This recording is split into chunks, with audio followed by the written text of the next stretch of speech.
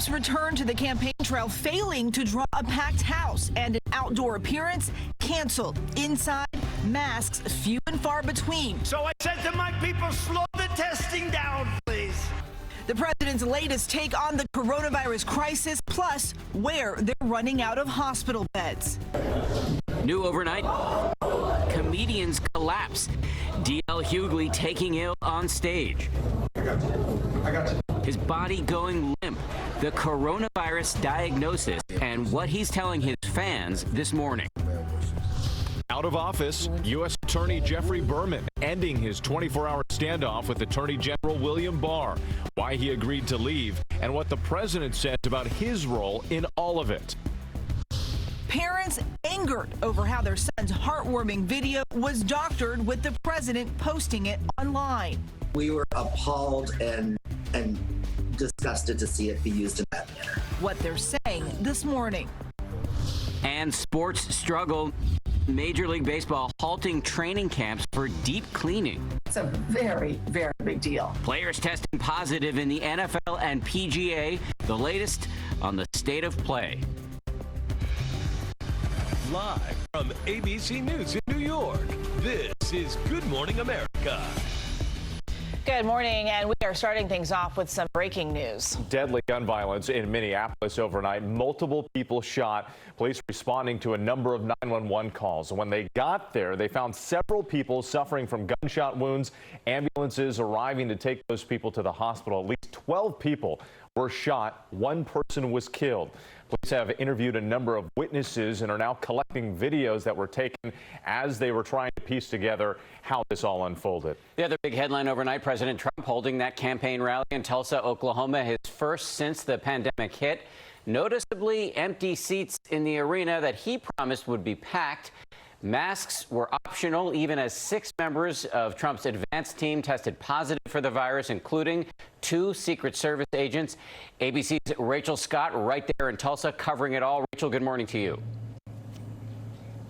Dan, good morning. It was President Trump's first time back in front of his supporters in more than 100 days. He promised there would not be a single empty seat in the arena behind me. His campaign bragged that they received more than 1 million ticket requests, but campaign sources tell us they oversold it. Overnight, President Trump returned to the campaign trail. We begin our campaign. Getting off to a bumpy start.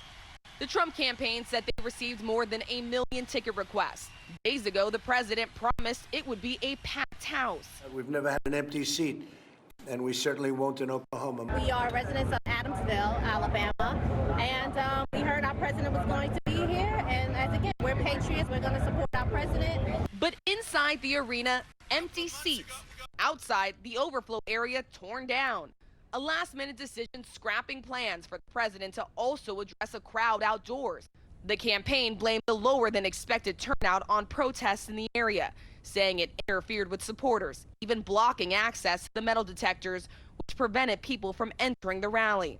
And after news broke that 6 members of the president's advance team tested positive for COVID-19, the president downplayed the risk of the virus, saying he asked his administration to scale back testing. When you do testing to that extent, you're going to find more people, you're going to find more cases.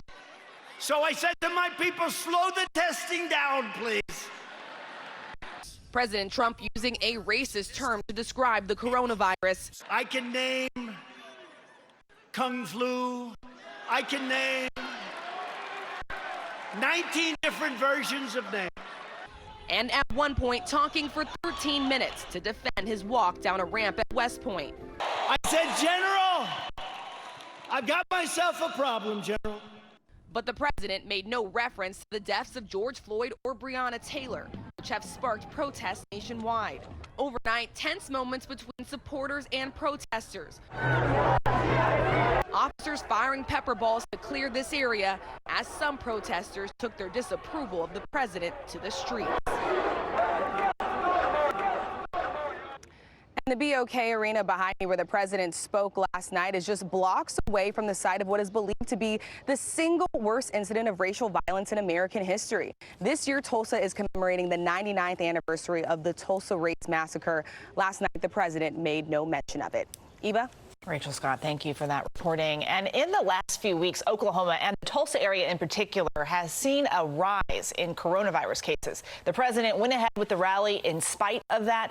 This, as more states are also seeing record rises. ABC's Marcus Moore joins us from Tulsa. Good morning to you, Marcus. Eva, good morning. While the crowd was smaller than anticipated, there were still a lot of people at the rally, many of them not wearing masks, and that has been a concern for health officials all along. And so now they will watch to see how the numbers change in the coming days. A determined crowd at President Trump's Saturday rally in Tulsa, a marked campaign reboot during the age of the coronavirus. We begin our campaign, and I just want to thank all of you. You are warriors. Many of those attendees not wearing masks. The Trump campaign dismissing concerns about holding the event during the ongoing pandemic, even as those 6 staffers tested positive for the virus. This as the city of Tulsa hits record numbers of its own, reporting yesterday 136 new positive cases, the majority people between the ages of 18 and 35. All as cases surge across the nation, many in states that were among the first to reopen. In Florida, daily cases climbing to over 4,000, a third-day high, the governor citing increased testing. The vast majority of the cases that we're seeing right now in the state of Florida are with people who are presenting without any symptoms. In North Carolina, daily cases hitting a record high for a 5th day in a row. South Carolina ending a daunting week, announcing Saturday over 1,000 new cases in a single day. In Washington state, Yakima County hospitals overwhelmed with the influx of patients and lack of beds. ICU patients are being transferred to Seattle for lack of capacity. In stark contrast, New York City is set to enter phase 2 on Monday. Boards are coming down and sidewalk tables being put out as restaurants prepare to reopen to diners with outdoor seating. Health officials in New Orleans are monitoring 2 clusters tied to a graduation party and also a gathering at a bar. And this morning, they're concerned about Father's Day gatherings that might happen today. And here in Oklahoma, clearly the spread of COVID-19 did not stop all of those people who showed up at the rally just last night. Whit. All right, Marcus, more for us. Thank you so much. And for more on the coronavirus concerns, let's bring in our infectious disease expert and ABC News medical contributor, Dr. Todd Ellerin. Dr. Ellerin, good morning. Thanks so much for joining us. First, I want to ask you about the president's rally in Tulsa. The crowd wasn't as large as advertised, but you still had thousands of people indoors, shoulder to shoulder, many not wearing masks. From a public health standpoint, what is your biggest concern now that the rally is over and people start heading home? Yeah, good morning, Whit. This is a real problem. I mean, the CDC places this event in the highest risk category. You have crowds, indoors, no physical distancing, not wearing masks, and in a state that's on the rise with cases, even though the absolute number is still small. This is a real setup for the potential for Tulsa to be a hot zone in the near future. We want to prevent that, so I think it's important to follow their local public health guidance and maybe try testing in about 4 days most of the people that are there. We mentioned Tulsa, Oklahoma, but they're not alone. We're seeing alarming increases, especially in southern states, Florida, Mississippi, North Carolina, some other places as well. And younger people are getting sick too. What takeaway should we have from those numbers that we're seeing? Yeah, well, first of all, you know, there's definitely crossing states. So if you're in one state where you have poor control or not a great handle on the virus, and you go into another state where there's better handle, you know, you have the ability to destabilize. Remember, we also think they're super spreaders, meaning we think that only about 10 to 20% of patients who are infected cause about 80% of infections. Those are super spreaders, so if that's happening, that's a concern. As far as younger patients, remember, the good news is they don't get as sick and not as likely to get hospitalized. But remember, young patients have chronic conditions as well, and they can be severely ill and sometimes even die from COVID-19.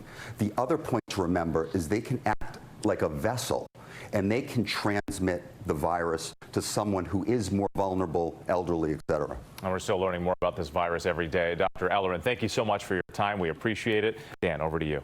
Dr. Todd, thank you very much. We're going to turn now to the standoff between the White House and the federal prosecutor who's been leading investigations into some of the president's allies. U.S. Attorney Jeffrey Berman finally stepping aside after a tense 24 hours. ABC's Trevor Ault is on the story. Trevor, good morning to you. Well, good morning, Dan. Since Jeffrey Berman took over the Southern District of New York, he's overseen some of the most high-profile cases in the country, even putting Jeffrey Epstein behind bars. But his office has also conducted several investigations into members of the president's inner circle. And some of those investigations are still ongoing. But Berman is now out of a job. This morning, a Department of Justice standoff ending with a very public firing. U.S. Attorney Jeffrey Berman arrived at his Manhattan office Saturday for what turned out to be his final shift. I'm just here to do my job. Berman agreed to leave effective immediately after a 24-hour showdown with Attorney General William Barr that raised questions of political influence in the justice system. We will not hesitate to investigate and prosecute those who engage in criminal conduct that draws into question the integrity of our political process. As U.S. Attorney for the Southern District of New York, Berman led an office that put President Trump's former personal attorney Michael Cohen in prison and began investigating his current lawyer Rudy Giuliani. In a letter to Berman Saturday, Attorney General Barr said he asked President Trump to remove you as of today, and he has done so. The president denied he was involved. That's all up to the Attorney General. Attorney General Barr is working on that, so that's really up to him. I'm not involved. Sources have told ABC News the president has been pushing for Berman's removal for months. Attorney General Barr tried to force a change late Friday, issuing a news release that said Berman would step down by July 3rd and a favored replacement would succeed him. Within an hour, Berman issued his own statement that said, "I have not resigned and have no intention of resigning." The House Judiciary Committee is now investigating and invited Berman to testify. President Trump is nominating Jay Clayton, who served as chairman of the SEC, but has never been a prosecutor. Now, before Jeffrey Berman took his position here, he actually donated $5,400 to the Trump campaign in 2016, even served on the Trump transition team. He's now been invited to testify at a House Judiciary Committee hearing as early as Wednesday. Eva? And we will all be watching for that. Thank you, Trevor. Now to the president's battle over John Bolton's book. The former National Security Advisor's tell-all memoir will be available to the public Tuesday. A federal judge ruling against the administration's attempt to block it on national security grounds. In an interview with ABC's Martha Raddatz, Bolton says this wasn't really about national security. The president isn't worried about foreign governments reading this book. He's worried about the American people reading this book. Still, the judge admonished Bolton for disclosing classified information without obtaining final government approval after a security review.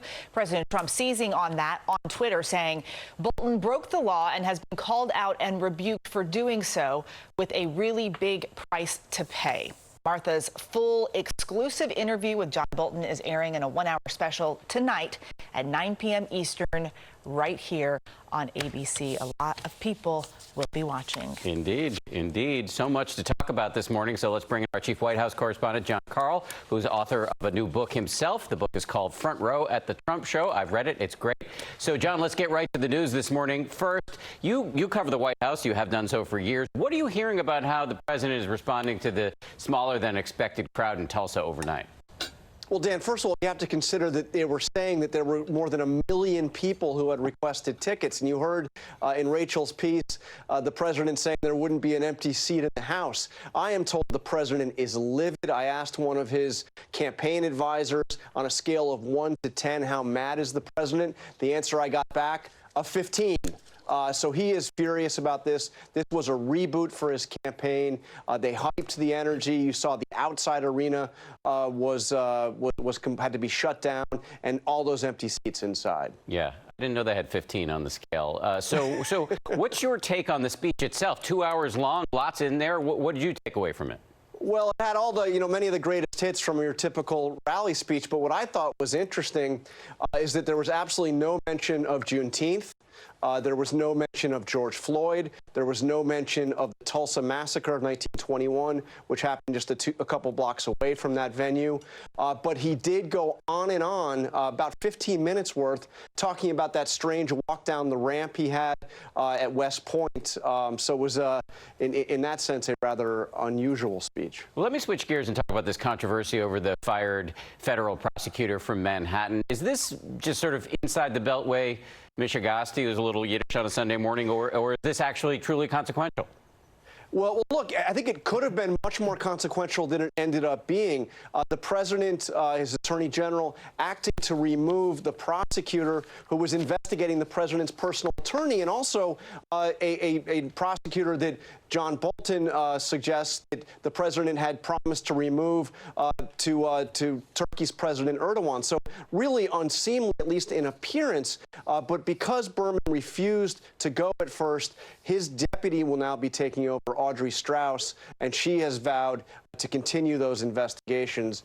So we'll see where it goes from here. But I think it was at least by appearances, an extremely consequential series of actions. John, great to see you on a Sunday morning. Really appreciate your analysis. And I want to remind everybody, John is going to be hosting this week. Later this morning, he's going to go one-on-one with Senator Tim Scott and Congressman Hakeem Jeffries. They're both going to be talking about police reform efforts in Congress right now. Plus, the Powerhouse Roundtable breaks down President Trump's Tulsa rally and the firing of the Manhattan U.S. attorney. It's all coming up on This Week later this morning right here on ABC. Whit, over to you. All right, let's shift gears, get a check of the weather. Rob Marciano is joining us from Norwalk, Connecticut this morning. And Rob, I don't care what Dan and Eva say about you. You're a good man and a great father. Happy Father's Day, my friend. Oh, thank you. It's same to you, and same to my my Jewish friend there, Dan. You and I know something about Dan. We love it when he throws a little Yiddish around on any weekend. So that is a treat on this Father's Day. Thank you both. Hey, good morning, guys. Let's talk about the fires that are happening in the still going on, and the hot, dry conditions persist. And matter of fact, one of the fires east of Phoenix grew over 20,000 acres overnight, and just 15% containment with this. This is the bush fire. It's got 170,000 acres burned already. Now it's getting a little bit closer to the population centers east of Phoenix, so we're watching that. And of course, the Bighorn fire near Tucson, where we have lost containment again, down to 19% with this, as that fire continues to be a problem. Hot, dry, gusty conditions again today, and that's going to persist, it looks like, through the rest of the week. Low levels of humidity, never a good thing. Down below 10%. So the heat builds again from West Texas all the way up into California. Excessive heat watches now up from Monday to Thursday across even Sacramento. Temperatures are going to be over 100 degrees. So much of the West will continue to bake. That's check on the weather nationally. Time now for a look at your local forecast. Sunday, looking at temperatures as we move through the morning hours. Right now in the upper 60s and lower 70s. Stormwatch 7 satellite and radar, we're mainly dry, but we may see a pop-up shower or thunder shower later on this afternoon. But I don't think it's going to be anything that's going to have a big impact on your outdoor backyard barbecue plans. Morning coffee will be in the 70s for this afternoon. High temperatures in the middle to upper 80s. Feels like temperatures in the upper 80s. We will talk severe weather on this Father's Day. And Eva, I know you've said more than once to me that Dan is a mensch. He's got something special. I was like, what's he about to say that I've said? I don't think she's ever said that. Yiddish word you know. That may be the only Yiddish word you know.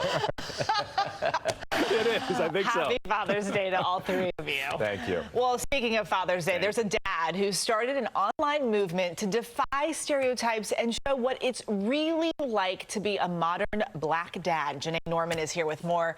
Good morning to you, Janae. Hey, Eva, good morning. Yeah, this is a group looking to build up each other and change the way the world views black fatherhood by simply giving an inside look into their lives as proud papas. Bottles, diapers, and cuddles. Portraits of fatherhood posted by the Dad Gang, a group of black fathers and supporters shattering stereotypes and building community. The Dad Gang is an organization of active black fathers on a mission to change the way the world views black fatherhood. Meet Sean Williams, a devoted father of three. 4 years ago, a woman approached him at the grocery store and commended him for sticking around. You know, we're not an anomaly. We're not unicorns. Williams realized his friend shared similar experiences and decided to rewrite the narrative on Black fatherhood by sharing the reality of their families. Being a good father means everything to me. This Father's Day, in just a few hours, dads of all races will join them in a March of Dads in Washington, D.C. They'll take to the streets in solidarity while fundraising for George Floyd's daughter, Gigi. I want the world to know that her, as well as any other child that lost their father to racial